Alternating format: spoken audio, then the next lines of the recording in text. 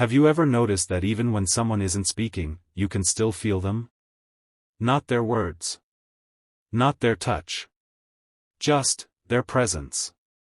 Their mood shifts the atmosphere. Their silence carries texture. And when they're gone, the room feels different, even if nothing visibly changed.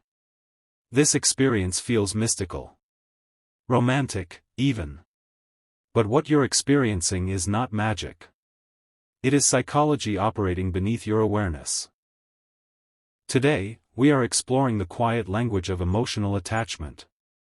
The invisible signals, nervous system patterns, cognitive expectations, and attachment histories that make someone feel intensely present, even in silence. Your brain is always watching. Long before humans developed complex language, survival depended on reading subtle shifts. A raised eyebrow. A tightening jaw. A change in breathing. A pause that lasted half a second too long. Your brain still operates this way. It constantly scans for microsignals. Facial tension. Voice modulation. Eye movement. Body orientation. Physical distance. This system functions automatically. It is faster than conscious thought. By the time you say, "I feel like something is off," your nervous system already collected and processed dozens of microscopic cues. What feels intuitive is often pattern recognition happening below awareness. Human beings are emotionally permeable. We are wired with mirror systems in the brain that allow us to simulate what others feel. When someone near you is anxious, your muscles tighten. When someone is grounded, your breathing slows. When someone withdraws emotionally, you feel the absence before they explain it. This is emotional contagion. It is why some rooms feel heavy without explanation. And why some people feel calming without effort. You are not imagining energy changes. Your body is literally adjusting to the emotional signals of the person in front of you.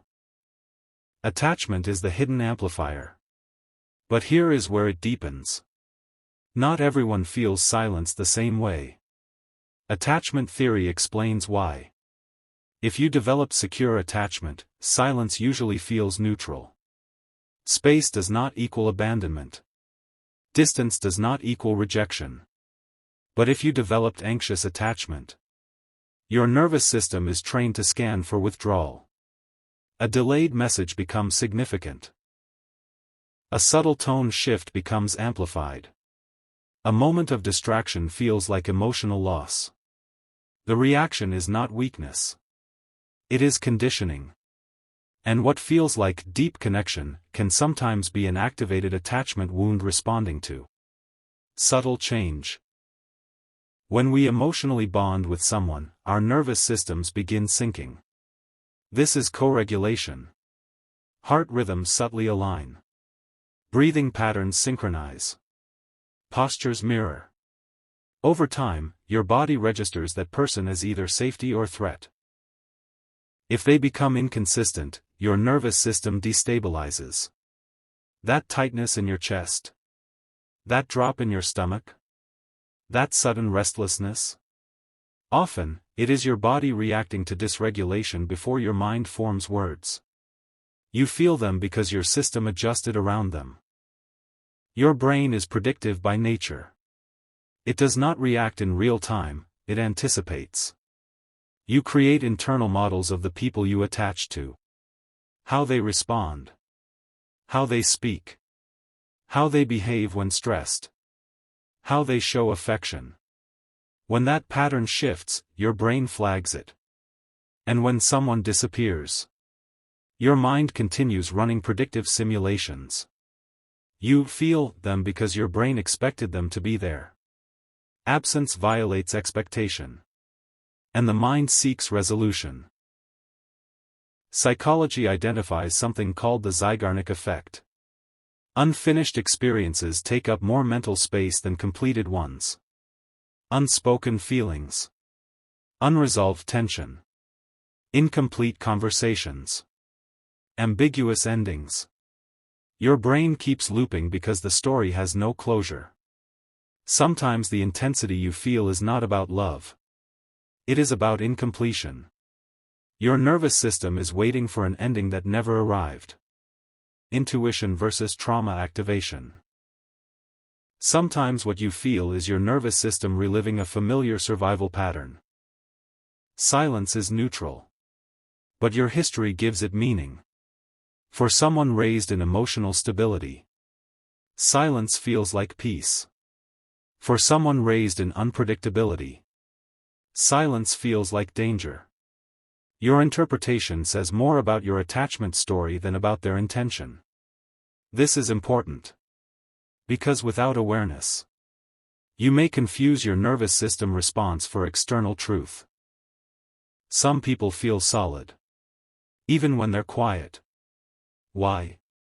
Because consistency builds safety. Reliable behavior. Predictable responses. Clear communication over time. When safety is repeated, your nervous system relaxes. Presence stops feeling dramatic. It feels calm. The most stable bonds are not loud. They are regulated. Emotional distancing rarely announces itself with explosions. Often, it is subtle. The laughter lasts a little shorter.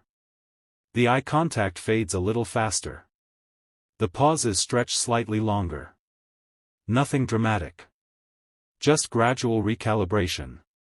And because your system bonded, you feel those changes immediately. The pain is quiet because the shift is quiet.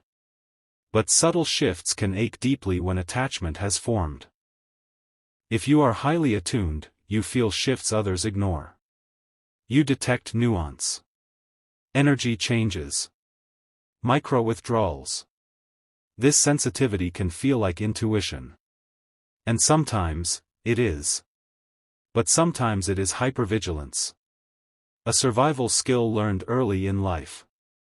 The difference lies in your body. Intuition feels calm and clear. Hypervigilance feels tense and urgent. One guides.